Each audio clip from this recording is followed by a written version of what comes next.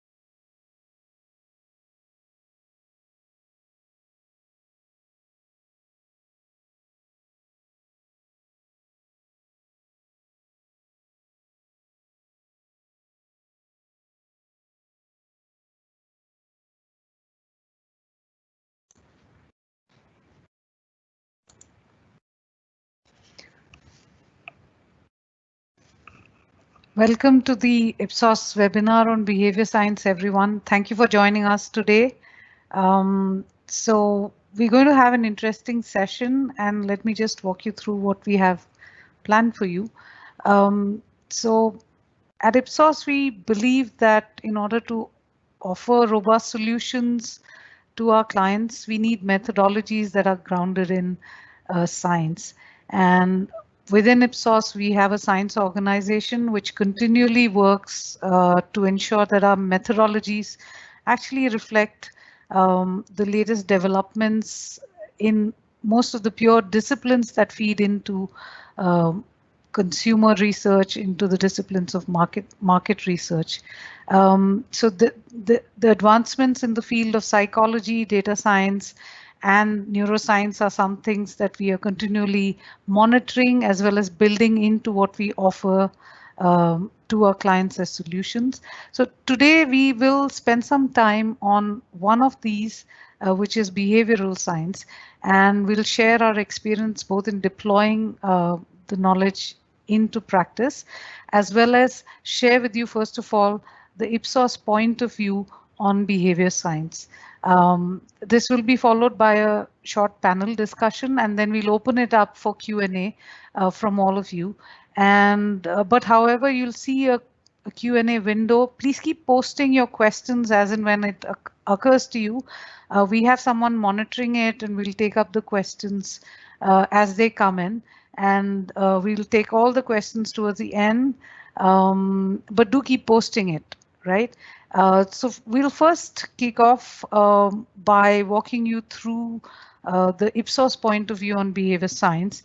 And this session will be conducted by Colin and Tamara. And let me give you a brief introduction to both the speakers. So Colin heads the behavior science department within the science organization in Ipsos. Colin has a background in applied psychology, and he continues to work extensively in that field. He's a regular speaker. He's also working on a couple of books, is what I hear. And his book, Humanizing Big Data, is something which has been published and has been well received. The other speaker is Tamara, and she is the UK lead for behavior science in Ipsos. And she too is an academician, has a very strong grounding in psychology. She's been working across a wide range of problems, both in the PA sector, which is the public affairs social research sector, as well as problems for brands, right? So I'm going to hand you over to Colin, who will walk you through the Ipsos point of view on behavior science. Over to you, Colin.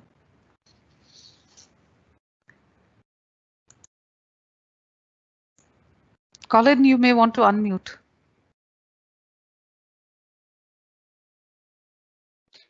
Thank you. There's a behaviour change challenge finding the unmute button, but thank you very much, Geeta, and thank you for the introduction. So as Geeta outlined, myself and Tamara Ansons are going to take you through our approach to behaviour change. And I think we're the global behavioural science team, and as Geeta was saying, that Tamara has a sort of focus both globally and in the UK, where we do a lot of activity, and we've been working with the team here in India for a while, in actual fact, on a range of different projects. So very much what we're about within behavioural science. It's a very broad, rich area, of course, and the focus for us is really around behaviour change, and we just really want to talk you through why our focus is on behaviour change, and how we actually practice this here at Ipsos. Let me move on a slide or two. So that was us. So we've done our introductions. I think we can't ignore the environment which we're in at the moment. Clearly, we've had and been living in environments of real disruption even before COVID-19, whether that's from digital, whether that's demographic changes, whether that's a whole range of health and financial changes. And where we are now is at a real pinnacle of disruption and change. And what that means is that fundamentally the routines which we have been used to and have been that helps us to navigate our environment have really moved out of sphere of relevance. Fundamentally, the routines and habits and that people have had in the past are no longer helping us to move and navigate around this environment. So a whole host of new behaviours, new rituals are being built. And the real opportunity here is for brands to help manage this, to help consumers manage this change. And so, as Yuval Noah Harari has recently said, is that we're now in a position where decisions are taken in a matter of hours that in normal times might take years of deliberation. I think we've all been working hard as marketeers or in public affairs, a wide range of different issues in order to facilitate change, and that can be frustrating. Change can take time, but now we're in this period of immense and rapid change, which really means it's an important window within which to operate. And to do that, if we're thinking about change, we need to understand the behaviour change holistically. There are a very wide variety of different influences on change, as we all see. I think often the behavioural science is often associated with the sort of perhaps more proximal influences on behaviour, the kind of narrow, short-term, near-term kind of influences on behaviour. And so looking at heuristics and biases, or system one, or habits, these are all frameworks and understandings to sort of slightly nudge people in one way or the other. We really need to understand it holistically. And this is why the principles underpinning our behaviour change approach really fundamentally reflect that.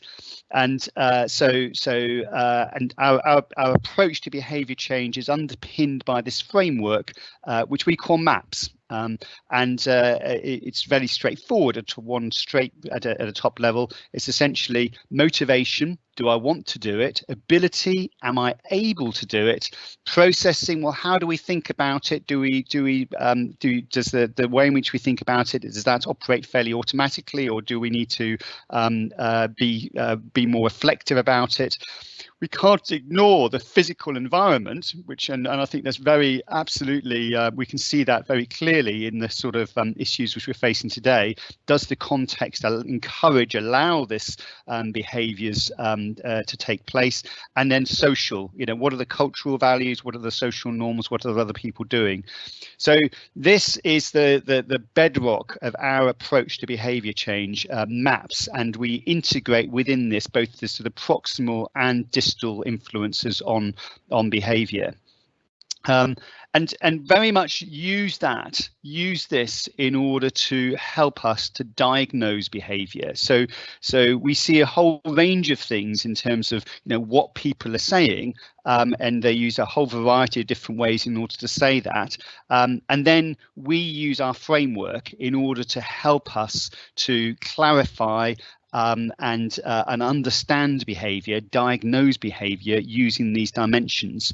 Tamara, do you want to talk to this?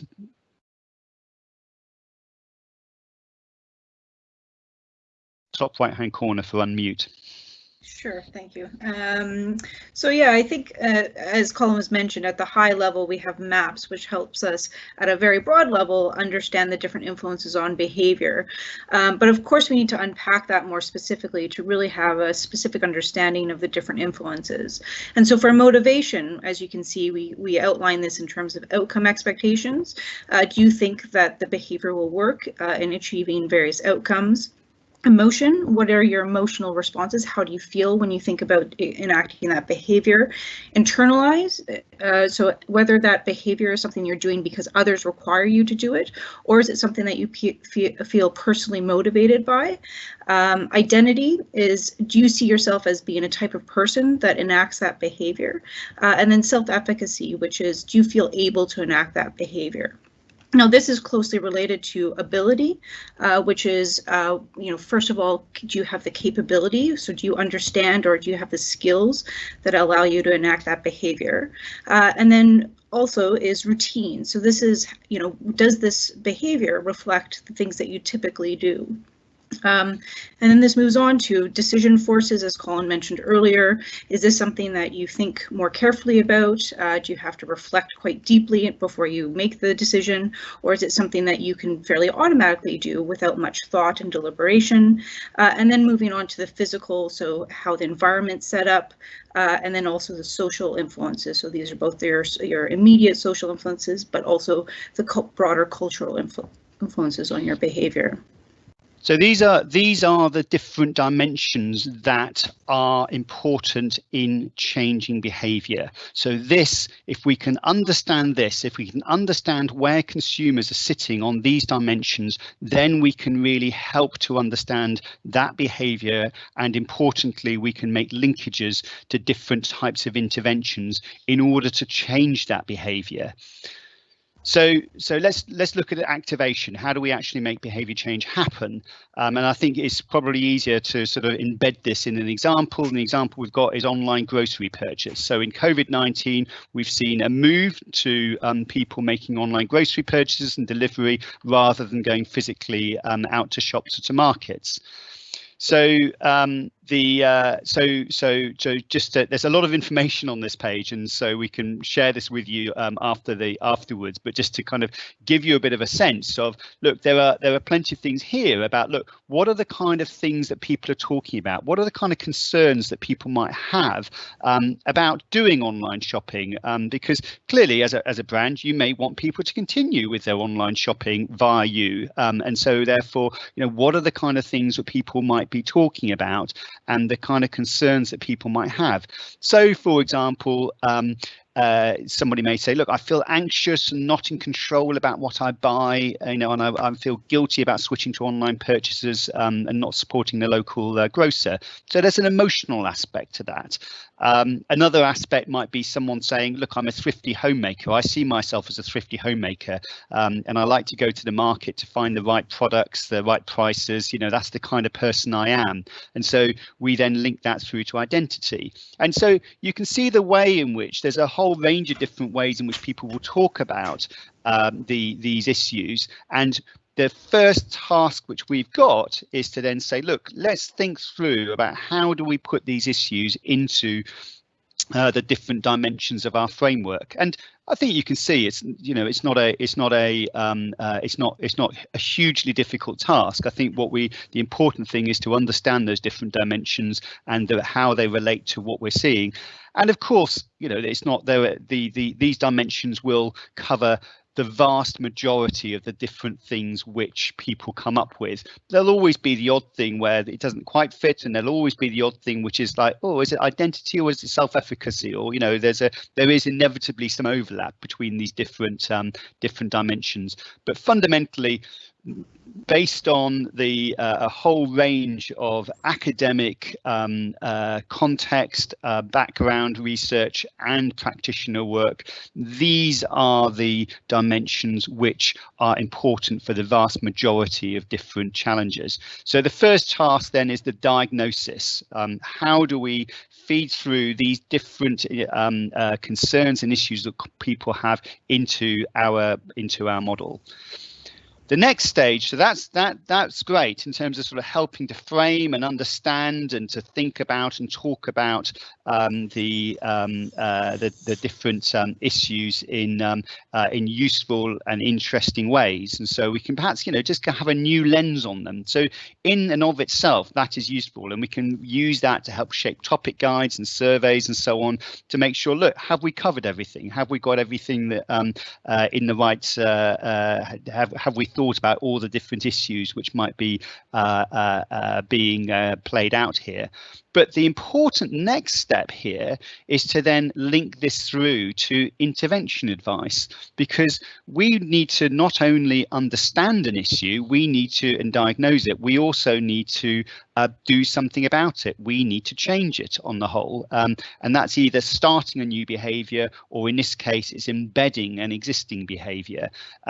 So there's a range of different pieces of intervention advice which we attach to each of these different aspects of the behaviour change model. So, for example, if people are worried about outcomes, you know, so someone might say, look, there could be delays and problems in delivery, it could get more expensive. So these are things around outcome expectations. I don't think it's going to turn out very well. Well, the issue then, what we need to do is to clarify what the risk is and mitigate that risk.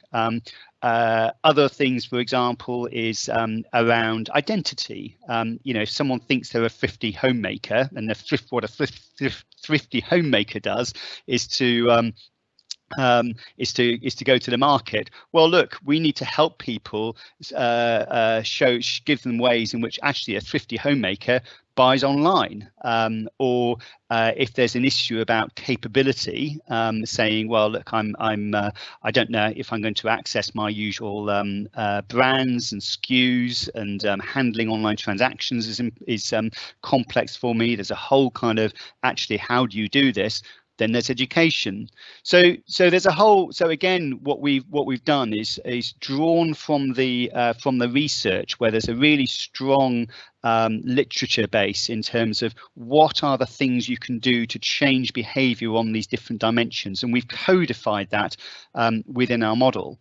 And so just to sort of complete the end-to-end linkage, so that you can understand how it works right the way through, is you can then see we can go from, look, here's the problem, here's the issue, here's what people are saying, this is where it fits into our model, this is the advice which we give, and okay, how do you then do that in this context? So, for example, with outcome expectations, if we want to mitigate risk, great. Well, in that case, we need some guaranteed fast delivery. We need lowest prices. If we want to help people to manage their emotional response, if they're anxious or feeling guilty, then we need to find ways to help them manage their emotional reactions. So we can talk about the way in which we're supporting and protecting local businesses and farms, to sort of helping people to understand their reaction and emotional reaction, and helping to mitigate it.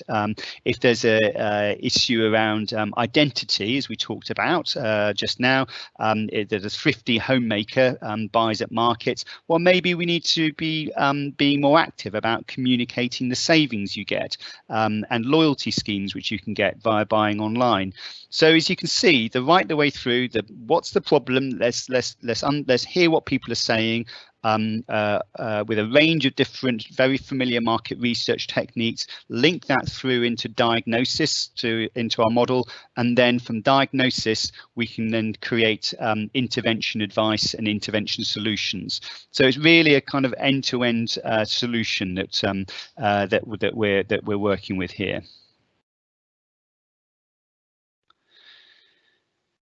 So we've used this. So this is something which we've done a lot of, and we just use on a very regular basis around a wide range of different projects. So, for example, we have been doing quite a bit of work in financial well-being. So how can we encourage greater engagement with financial behaviour? So how can we? So one of the sort of real challenges is that is the case in many countries, is that how can we get people to save and have some degree of financial sort of buffer to cater for unexpected costs. And the work which we've been doing there is really identify ways in which we can create positive identities with savings, because there are very strong identities. So going back to the MAPS model and thinking about identity, there's very strong identities related to spending money, but there haven't been historically very strong identities related to saving money. So the work we've been doing around there is to helping our client to identify ways in which social identity can be used. You know, what does a good parent look like? What does a sort of good citizen look like? And how can you attach financial behaviours to those kind of identities? So that's been an important area for us. Tamara, did you want to perhaps talk about the cybersecurity example? Sure, yeah, and I think just going back to that financial well-being example, I think the classic way that people have been tried to encourage to save has been, using the same techniques that really focus on building their capability. And so this is a really good illustration of, if we try the same types of interventions or strategies to change the behavior, so in this case focused around capability, and still don't see that change, then it's likely we need to expand our thinking about and think about other influences on that behavior. So like identity, as Colin mentioned. Just to sort of give you another example, public transportation is one that we've done in the past, looking at the ranges of influences that impact whether people will take public transportation to the airport. Obviously a slightly dated example in the current climate that we're in, but not unrelated to that, we are looking at how our MAPS model can be applied to understand the uptake of public transportation as we emerge out of these lockdown situations across different countries and regions. What we're seeing there is really interesting over time, how different elements of the MAPS model seem to be influencing the uptake of public transportation. So initially, we're seeing a huge influence of outcome expectations, so concerns around safety and risk, as really preventing people from wanting to use public transportation. But then as some of those risks start to reduce, we see the influence of social norms as really changing how people think about adopting that behavior again. And so I think that's another example that we can think about using the MAPS model, is seeing how things change as we move from adopting initially a new behavior through to maintaining a behavior across time.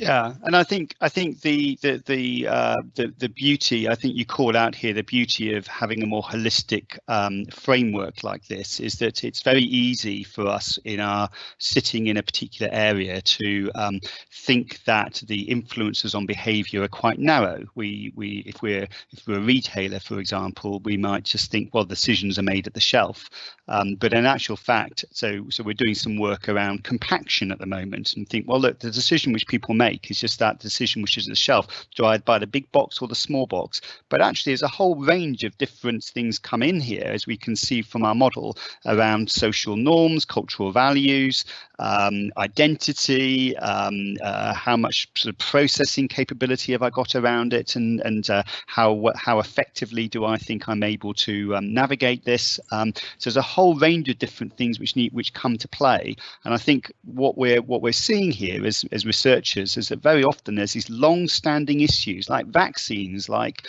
take up of sustainable products like solid shampoo, like how do I get people to spend more time on my website, that we've really been working to change. And to going back to the points which we were making earlier, is that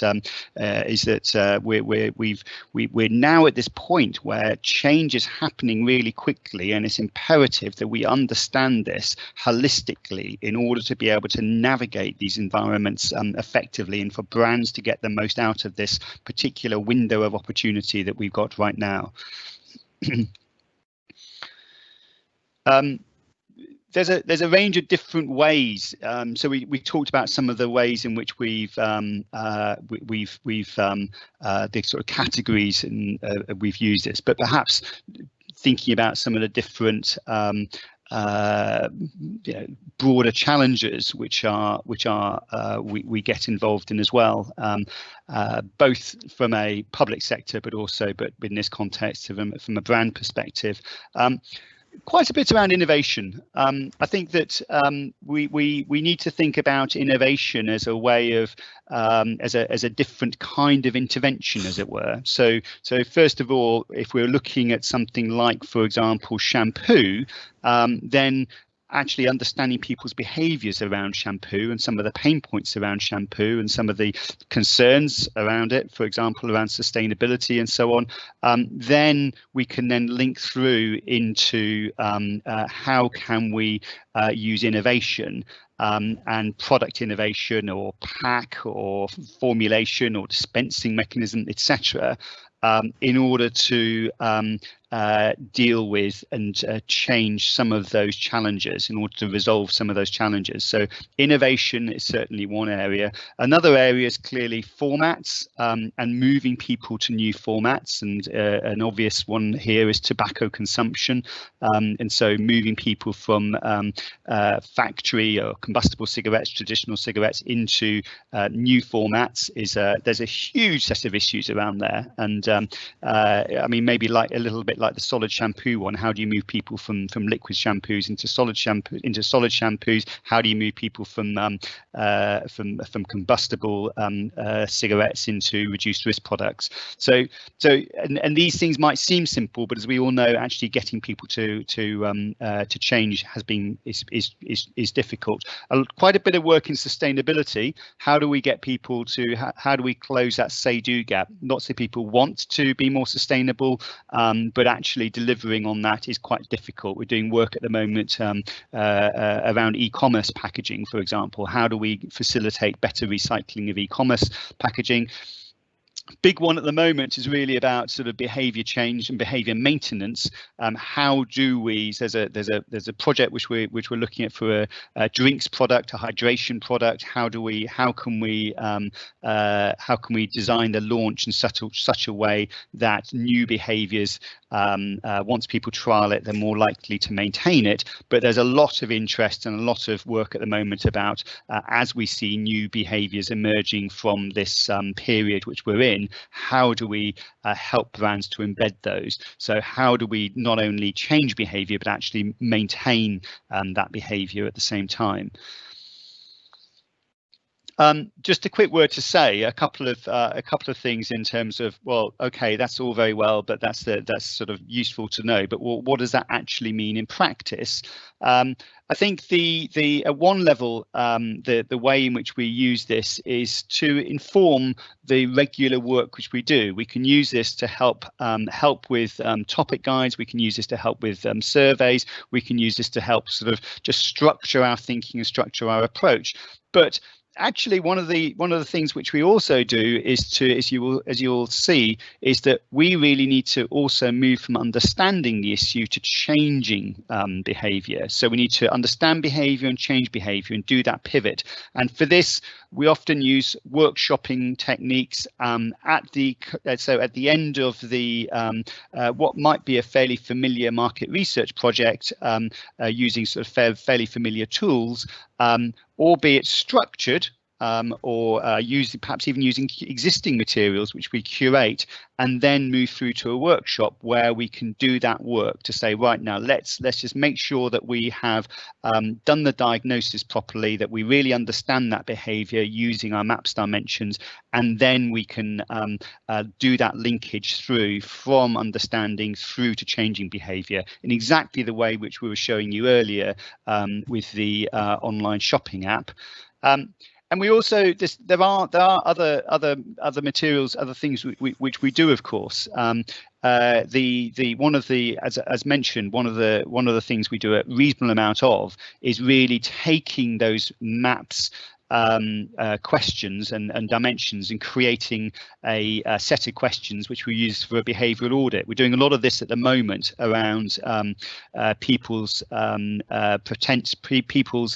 behaviours around protecting themselves versus their behaviours around resuming activities, and looking at that tension between them. And then we can do very familiar segmentation work around that, understanding different groups, and then understanding what we can do about it. The behavioural sandbox is really about looking at people over a sort of reasonable period of time, maybe a matter of weeks, and then giving them different interventions and looking at the impact of those interventions on their behaviour. And we have other evaluation means as well. So we do work across the whole spectrum, from understanding an issue, diagnosing it, designing interventions, and then testing those interventions. So therefore, we really cover the breadth of these sort of any behaviour change challenges.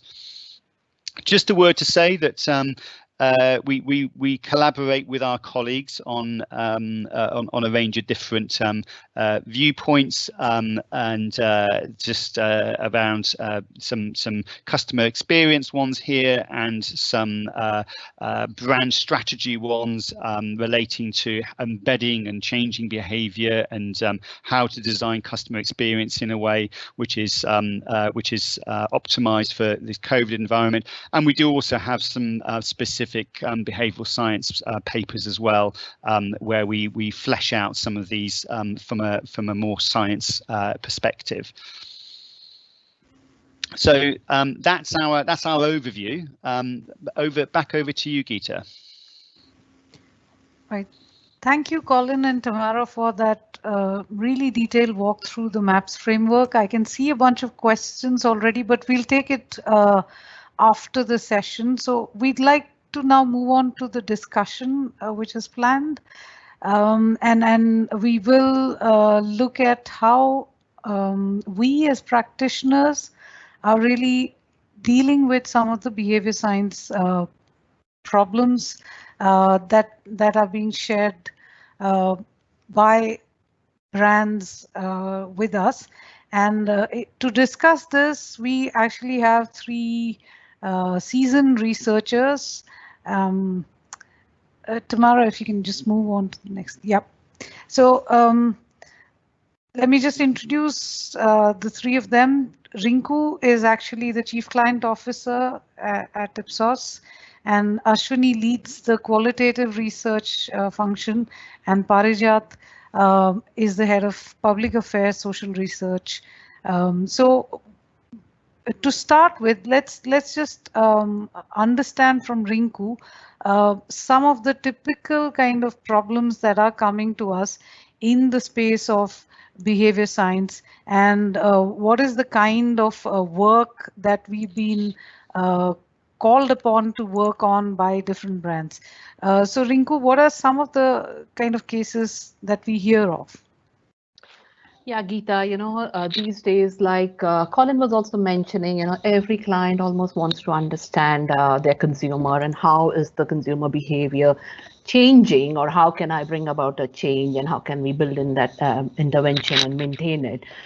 So unlike, what we saw in India probably earlier, where the behavioral queries were more in the public affairs domain, which still continues to be a big part of it actually, where the understanding is more on terms of the big fundamental shifts or the changes and how can we bring about it and how can one maintain it. What's happened also probably, in the last couple of years, we have also spoken to clients. We have talked about the framework. We have talked about how it has actually worked for us across different clients. And that has also changed and shaped the queries also that we are getting. So yes, the queries, if I was to say, would be around, say, consumption and usage of the brands. How can we bring about a shift, say, from brand A to brand B? Like Colin mentioned of the dry shampoo category, we have queries, not of the dry shampoo, but of a similar category, say in the bigger beverage category. How can I bring in more consumers from an adjacent category to my category? So those are the kind of queries around the consumption and usage of at a brand level. And also, the shopper has completely changed in India in the last couple of years. And again, in the presentation, Colin did mention it's probably a global phenomenon, but in India, we've seen a big change in the last couple of years, where the omni-channel shopper actually has gained prominence. The kind of queries and our clients obviously are also into it, to trying and understanding who is the shopper, how is it that I can engage with the shopper more every time that the shopper is engaging with my brand. What are the things that one can do in order to ensure that the shopper stays on the shop floor, or say the e-tailer platform, for a longer period of time, or even in terms of how can the shopper engage more with the brand every time that the shopper is interacting with the brand. Some of the shopper related kind of queries. And also in terms of the bigger, I mean, every marketer wants to see in terms of how is it that they can actually make a bigger dent in an already penetrated category. The client could be already a leader in that category, but we have queries where we want to see in terms of what are the changes that they can make for them to actually make a bigger dent in the category and almost expand the category and thereby grow by the category. So these are, I would say, some of the broader queries that we see from our Indian clients in the last couple of years. So, I mean, someone who would work on most of these queries, I'd like to just ask Ashwini, what are some of the maybe salient salient sort of call outs that you have observed by having worked on some of these problems? Yeah.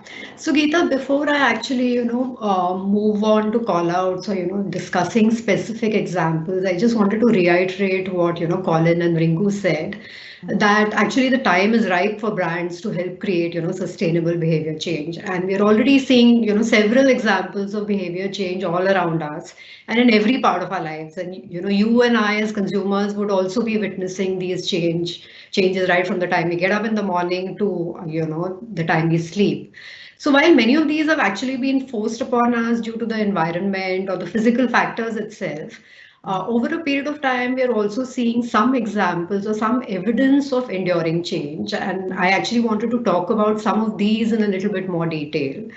Now, the first example is, of forced digitization, and this is something which has really heightened in the last couple of months, because tech adoption is actually happening across the board, though it's a little bit forced. So whether you look at, online banking, you look at e-payments, you look at contactless buying, you look at, in the area of schooling and learning, or you even look at the way we are interacting and socializing with people, or, how we are actually taking consultations from doctors online, or even fitness classes, online. So online is like taking over a great part of our life. Now, what we noticed, and in terms of the commonality across all these, was that tech adoption will be easier in areas where there's a strong motivation to move away from the earlier practices and a better outcome expectation or better benefit delivery. So this could be in terms of less effort and less time which is taken, or overall a better value which is being promised through digitization. And these values have always been important, but now become, paramount today, given the kind of conditions that we are actually living in.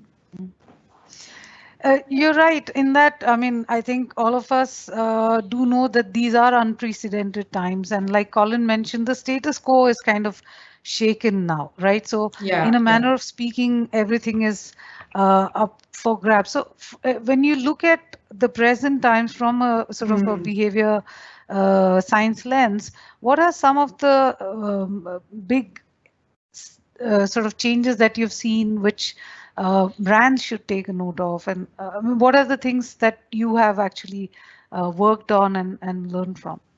Okay, so I would like to go back, to the example of digitization. So, when I spoke about less effort or less time or better value, I mean, these are things which have been known to us for a while, right? So it's not really new news. The new news is, the way people are looking at safety, and the fact that I want to be, less fearful or more in control of the situation is the key motivation, which is actually driving people to digitization or, online purchases or online mediums which are there.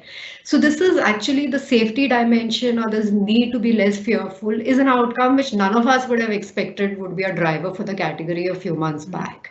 So, this is one change that we are seeing. The other change that we are actually seeing is the way people are actually adopting or buying home appliances, or the number of inquiries which are actually going up for appliances like vacuum cleaners to, advanced mops, to even dishwashers for that matter. And these categories are new, not new categories. They've been there for years, but they haven't really taken off.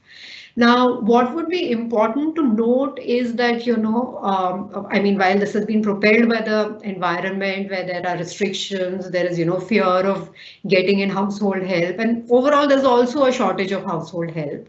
But we'll have to wait and watch to see whether, this behavior continues, even when the lockdown is eased, or, when things go back to normal as much as possible, or will people actually bounce back to their old behaviors? Because this is what we've seen in the past, right? And what can we actually do to ensure that people continue to use these, devices and appliances, and these are not just put away back into their storerooms? So what we noticed was that when we actually used the behavior science, lens, was that we need to create a case for sustained use. And that can be, done by focusing on two aspects of the motivation. So which actually Colin spoke about, which is building internalization, where the consumer actually wants to do this task every day, and building self-efficacy, where she feels that she can actually do it. So, our inference was that we actually need to focus a lot more on the value of mastery, through which the mastery will come through being self-reliant, doing the task better than what the help can actually do, and also doing it at one's own convenience and schedule, so that it becomes part of the routine itself. So these are, the couple of cases and couple of evidence of change that we have noticed in the last few months. There are several more, examples around hygiene, which all of us are familiar with. But I think the qualitative, inquiry and the ethnography kind of approach really works to understand these behaviors and, barriers which consumers have. And the MAPS framework actually provides us with a systematic lens to understand these barriers, and then actually take this one step ahead to devise interventions and implementation strategies to help overcome these barriers. So, I mean, that's the kind of way in which, let's say, we engage with these problems from a brand's perspective. But I would like to ask Rinku, do you see any kind of variation in the kind of problems that are coming from brands from different sectors? So is there like a sort of a difference in the kind of problems that you work on deploying behavior science lens when it comes from, let's say, automotive sector versus healthcare, etc.? Is there a variation there? Geeta, that's interesting because what we, like Colin mentioned, behavioral science by nature itself, you need to have a very holistic understanding. You need to have an entire picture understanding, a lot of contextual understanding. Given, of course, the broad, vast scope of public affairs that deals with, the kind of queries we get from there are more foundational from our public affairs client. But however, we feel that in the recent past also, what has helped is our access to data also to understand consumers better. With the use of technology, we are being able to understand the context better. So it's very difficult to say that, if there is one or two sector that we get the queries from. It's actually across sector. I mean, Ashwini spoke of the CPG sector, where Tamara spoke of financial and technology sector, and which is very similar. The picture is absolutely the same even in India. So the kind of sectors we get from are very similar to what they have spoken of. So even say, for example, even in the healthcare sector, the kind of queries we have received in the past is about in terms of, how can I bring about a compliance in the therapy that's actually been prescribed or recommended? Because we do see that, many of the lifestyle diseases kind of issue, patients do not really stick to it. So what is stopping them? What are the barriers? How can we bring about a change? And what are the interventions then the marketers can actually go about? The other sector that we have seen actually a lot, in terms of behavioral kind of queries is from the auto sector in India recently. Also, it's because, there's a lot that's happening in that sector in terms of changes, in terms of the new segments that's being formed. Recently, because of the current times we are in, the complete distribution channel probably is going to change. So queries like in terms of, what is the openness and readiness, say tomorrow, for the Indian consumers to go and buy from the digital platform, which is absolutely new. So what is it that will make them move from the traditional ones to the digital platform? Or say even in terms of the EVs, what will make the next car buyers to go in for EV versus the traditional car that they're probably used to. So yes, it cuts across sector, and we have experience in queries that we're getting actually is across sector.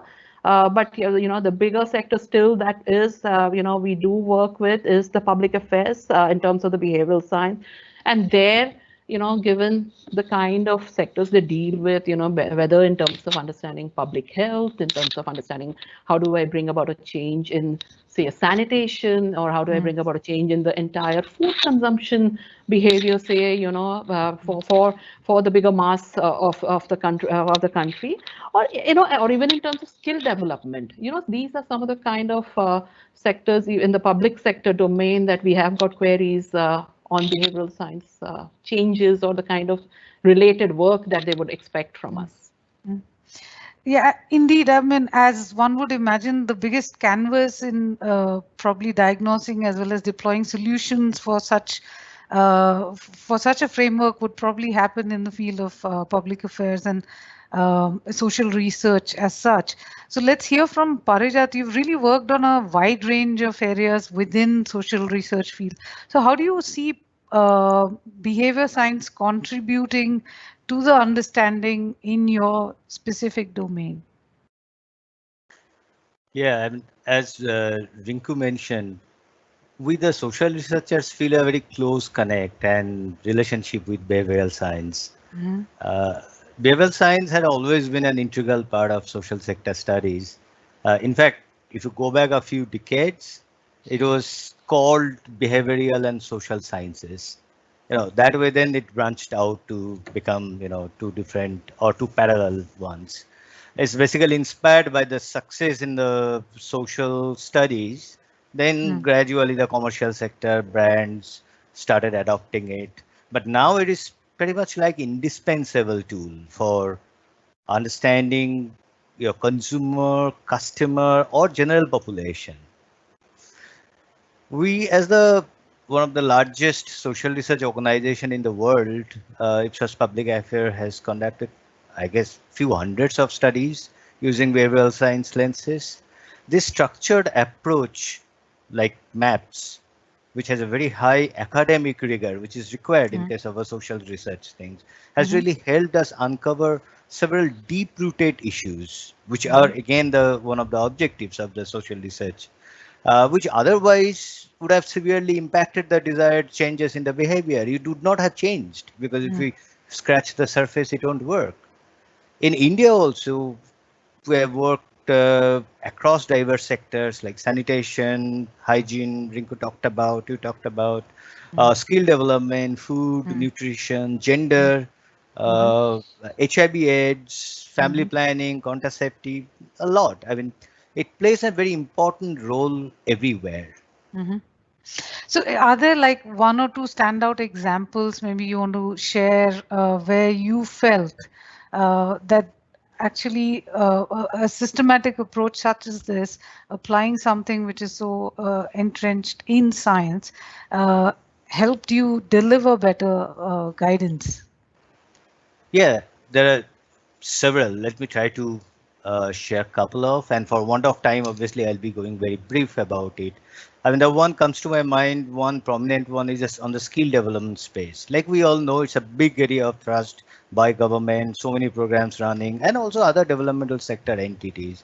Huge efforts are being put to develop skills in the rural, areas so that the rural youth become employable in, different sectors, and they can work as a skilled or semi-skilled laborers in this. I mean, normally a study on such a skill development program will focus on aspects like how I can make the training better, how I can get better placement, infrastructure, the trainers, how good are they, opportunities, etc., etc. Uh, but a big challenge that we started, I mean, the government and everybody started facing is that after they are placed in wherever industries, which is typically away from the village and in a town, more often than not, they don't continue there.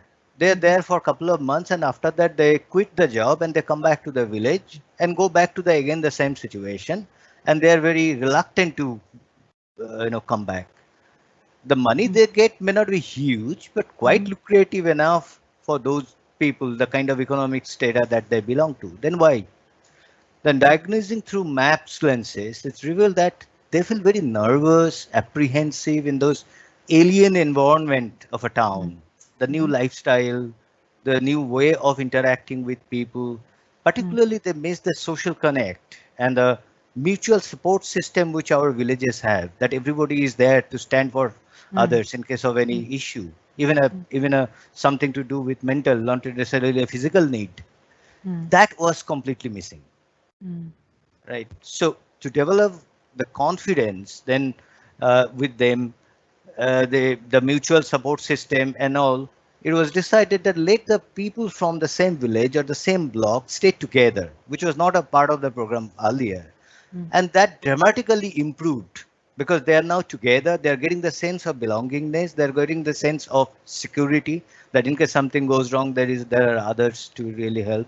And that way they could overcome the initial hiccups and many other odds. Similarly, another project very interesting on injectable contraceptive. This is one area is again a big thrust for countries like India. These are being pushed particularly for using for spacing between the first and the second child. We found that there are several underlying issues through this MAPS framework, uh, without which these remedial actions obviously would not have been effective. One major challenge these subjects, I mean these people who are taking these injections, is that they drop out after the first or second injection, a lot of them, and leading to ineffective results, a lot of health problem, even the bad word of mouth about the entire system, injection and the system. Then again, upon systematic diagnosis, it's found that the hormonal changes that she is going through, and because of that, all other cascading psychological and physiological effects, this is too much for that lady to manage alone because she can't share it with anybody. She can't really go and seek help. So aligning the mother-in-law became the first step to really overcome, and then you get in. And that's a small step, apparently it may look like, right? But that was such a brilliant one that without that, it was not really as successful. And one another is that Swachh Bharat mission that we all know going on. A lot of government push is there. It was quite an uphill task for the government to really make India use toilets and make it open defecation free. It ensured enough motivation for people to try this, provide financial and technical support to build toilets, giving them reasons to believe that it was right thing to do, creating enough social pressure to create these new norms, and finally make them develop this habit. You see, all these elements are what MAP talks about. Yeah. And yeah. Only one thing I'd like to add here, that however, the world has a new challenge in hand now. COVID has pressed a reset button in our life. The context of our life has changed. Some places small, some places large changes, but it's true for everybody across the world, across the board. All social programs, whether involving the mass or a niche segment, are today on a new context. Something so alien that nobody thought of it at the time of designing it. Right? It's a new subject, audience that we have to deal with now. For a brand, it can be a new consumer that they have to deal with. For a business, it's a new customer, and for government, it is a new citizen. We have to unlearn a lot and probably learn a lot more. I strongly believe that a structured, tested approach like MAPS will be of immense value to look into this new context afresh and make necessary changes in the design, monitoring, evaluation, and learning framework. So thanks for that, Parijat. I see that there are a lot of questions. Some of these I've published. Some others are very similar to the questions which have been asked. So maybe moving on to the Q&A session, we have about 5 to 6 minutes. So maybe we'll start with the last question, which is addressed to you, Parijat. How successful have been aligning mother-in-law in the injectable contraceptive context? Doesn't it have its own challenges? And is this the only? Is this only valid for government programs? I can now see the question. Yeah. So there are 3 questions. Let me also answer from the last one. No, it is not true only for the government program. Even for other injectables programs which are being managed or helped by others, it can be applicable for everybody. And as we know, people who are working in this space, we know that this injectable contraceptive, this concept, particularly for the base of the pyramid, less on the higher side of the societal ladder, this is still a work in progress. This is still going on. I can't say that we have seen a success in this whole concept of injectable contraceptives.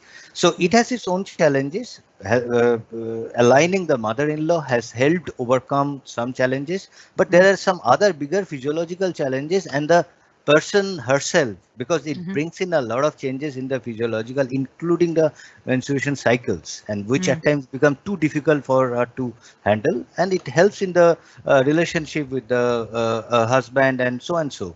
So obviously it has several other challenges, but on this particular aspect, definitely this kind of approach helped a lot in identifying, getting deeper, and figuring out what can be one way of doing it.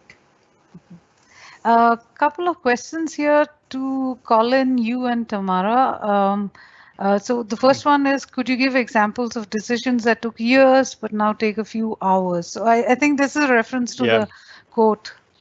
Sure. Yeah. I mean, I think a good example here is really the move to digital. I mean, it's exactly the example which we've got is that. So, for example, we're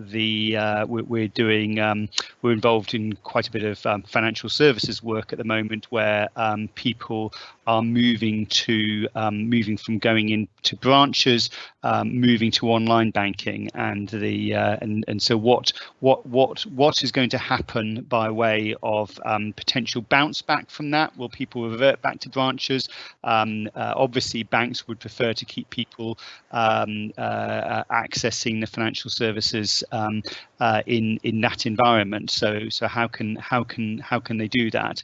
I think also that what we're seeing is that a whole range of new consumption behaviours in terms of, for example, with beverages. A lot of it would be would be traditionally in restaurants, in bars, and so on. And obviously, we're seeing a big increase of in-home consumption. Now, clearly, there's then been creating new consumption moments, and how can brands really embed those new consumption moments so that they're sustainable. So that's a couple of examples of ways in which we're suddenly seeing mass shift to new sets of behaviours, and these are things which brands have been trying to do for an awfully long time. Yeah, maybe you want to take a couple of these questions, which are essentially about how is this, deploying this framework different from doing research and guiding intervention in the normal course. So how is this different? And so I'm guessing, what is the incremental value that this brings? How is this different to the normal research project in your experience? Yeah, I mean, I think that fundamentally what we're doing here is providing a bit more structure and rigor to what we do. So look, we sit within a very solid history of very excellent good practice by Ipsos and in conducting research. I think what we're bringing is perhaps the academic underpinning, which has got a proven track record in changing behaviour. So in a sense, I think it's to get to the emphasis perhaps is different. We're moving further along the line of from understanding behaviour to changing behaviour and providing the tools to really underpin that and really deliver on that. And that's not to say that market research hasn't done that successfully in the past. I think it's really building on success and providing the structure and underpinning and rigour in order to really deliver on that in a way that actually we can then share that with it's not just sitting within the hands of a small number of experts. This is really sitting within the very good research practitioners across the business. A couple more questions, but I think we've neared the end of the hour, so and it's lunchtime, so I don't want to keep participants. Thank you all for joining us. It's wonderful to see your interaction and some great questions. The ones which we haven't been able to answer, we'll reach out and sort of send you the answers, as well as this brief deck that we have shared. Thank you all for joining us. Thank you. Thank you. Thanks, everybody. Bye. Bye.